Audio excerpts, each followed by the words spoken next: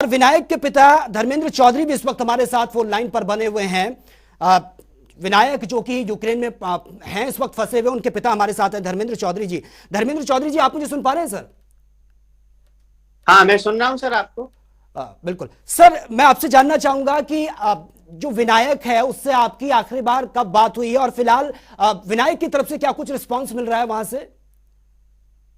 Sir, मेरी उससे सुबह बात हुई थी, रात को बात नहीं हो पाई थी। जी जी। सुबह उससे बात हुई थी तो वो यही कह रहा था कि पापा पैसे डाल दीजिए, यहाँ की सारी फ्लाइटें जो है कैंसिल हो चुकी हैं, जिससे हम राशन का सामान जो है ले आते हैं मार्केट से कम 15 से 20 दिन का। जी। तो वो जो है मार्केट गया हुआ था, तो जाके देखा पूरा मार्केट बंद था, केवल एक डिपार्टमेंटल स्टोर ही खुला हुआ था जिस पर बहुत भारी भीड़ जमा थी। तो शायद वो अभी तक भी 3 घंटे हो गए उसको गए हुए। जी जी। तो मुझे लगता है कि अभी तक वो सामान लेके शायद हॉस्टल अभी आया नहीं है वापस। बिल्कुल धर्मेंद्र चौधरी जी, अभी हमारी एक और छात्रा से भी बात हुई थी, आकांक्षा से। उन्होंने कहा है कि पैनिक होने की बहुत जरूरत नहीं है, शायद आपने भी देखा होगा जनता टीवी के माध्यम से। लेकिन आपकी क्या, अगर हम इंडियन गवर्नमेंट की बात करें, मोदी सरकार की बात करें, या फिर जो जिस तरीके के यहाँ पर जो विदेशों से कांटेक्ट होते हैं, एम्बेसी की अगर हम बात करें, आपकी बातचीत हो पाई है ताकि जो बच्चे वहां पर फंसे जल्द से जल्द उनको भारत लाया जा सके? अभी किसी भी सरकार की तरफ से कोई भी संपर्क हमसे नहीं किया गया, ना ही हमारे बच्चे से किया गया है। 15 दिन पहले एक एडवाइजरी जारी हुई थी, उसी के साथ एक इंडियन जो एम्बेसी है उससे ने एक फार्म भरवाया था, वही डिटेल उन्होंने लिए। बाकी बच्चे के पास या हमारे पास अभी तक सरकार की तरफ से कोई किसी प्रकार की मदद के लिए या किसी के लिए कोई सूचना नहीं है जी। लेकिन धर्मेंद्र जी, विनायक से आपकी बात हुई, आपने कहा कि उससे मेरी बातचीत हुई है, वो मार्केट भी गया है, राशन खत्म हो गया था, यानी कि इतना तो समझ में आता है कि अभी उस तरीके के माहौल नहीं बना है जितना लोग पैनिक हो रहे हैं और जिस तरीके का माहौल क्रिएट किया जा रहा है। जी जी।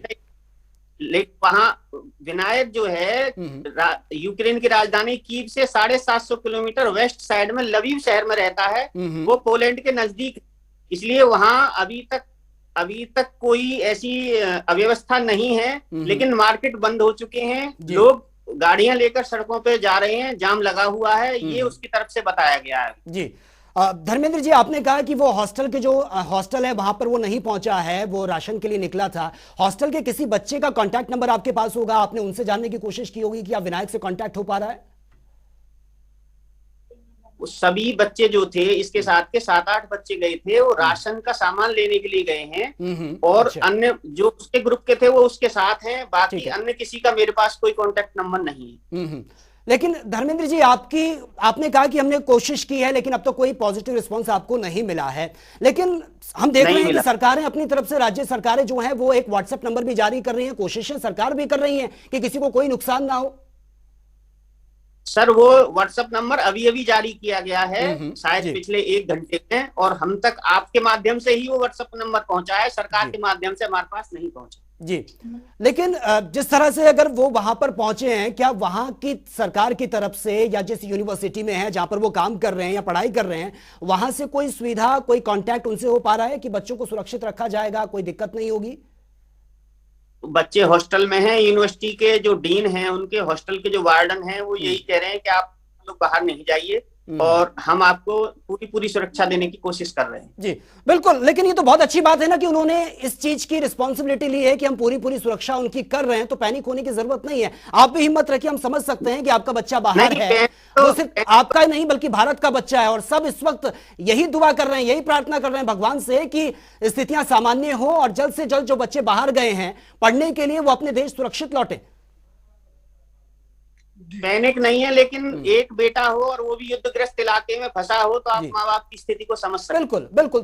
तभी धर्मेंद्र चौधरी जी, मैंने आपसे ये बात कही है, बेटा एक हो या 2, माँ बाप के लिए तो बच्चे समान होते हैं। लेकिन हिम्मत आपको रखनी होगी, क्योंकि कई ऐसे पेरेंट्स हैं जो इस वक्त चिंता में हैं, परेशानियां उनकी लगातार बढ़ रही है, और आप नेशनल टेलीविजन पर हैं, वो लोग भी आपको देख रहे होंगे, तो थोड़ी आप कोशिश कीजिए, क्योंकि अगर हम लोग इस तरीके का माहौल क्रिएट करेंगे, पैनिक हम लोग हो जाएंगे, तो जो बच्चे बाहर हैं उन पर क्या बीतेगी, जो पेरेंट्स हैं जो बिल्कुल इस वक्त अधर में लटके हुए हैं, बच्चों से मिलने के लिए बहुत परेशान हैं, उन पर क्या बीतेगी। तो उम्मीद की जो किरण है वो हमें ही जगानी पड़ेगी ना।